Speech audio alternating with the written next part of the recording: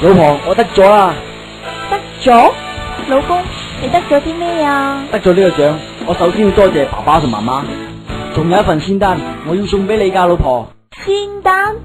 咪即係丸仔？唔好以為試下會冇事，其實拍完都會上癮噶。老公，唔好試啊！當然唔係啦，呢一邊貴到離晒譜，得粒噶咋，食咗可以排毒、養顏兼成仙噶。老婆，你食啦。咁好嘢啊！我點可以咁自私噶？你食啦，做人妻子嘅係唔可以將啲好嘢留俾自己噶，梗係將啲好嘢留翻俾你啦。其實做咗夫妻咁耐，我都冇俾你過啲好日子。只要愛妻永遠青春靚靚，我就算死都冇所謂。夫君，娘子。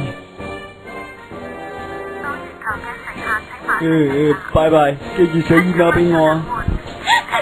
我走啦，保重啊！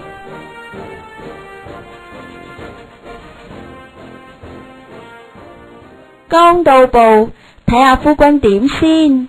我走咗，佢肯定喊到收唔到聲啦。等我睇睇。吓？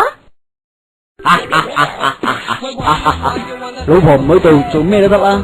呢種生活我恨咗好耐啦。自由萬歲！為捍衛自由而走咗個老婆嗰句 Yes please。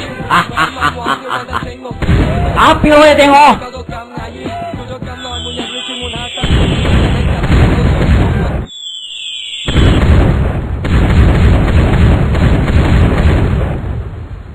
哼，衰人啊！成日都要我動武。等我整啲老婆餅掟死你先得。西關點？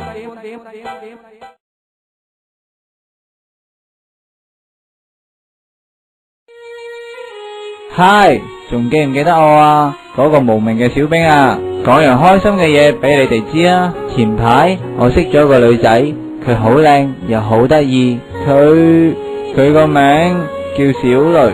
話咁快又中秋啦，我好想送份禮物俾佢，不過我個袋先都唔簽下，點買喎？於是我就將自己嘅經歷寫咗個故事，諗住賣去荷里活或者迪士尼，搵翻啲錢買禮物。但係佢哋都話我份劇本唔夠 high tech 喎，最後都冇要到。當時我好黑，好冇癮咁行翻屋企，點知咁啱俾我見到人睇緊So Good 嘅動畫片，仲笑到見牙唔見眼添。見到咁，我梗係唔會放過呢個機會啦，即時跑去So Good 度傾。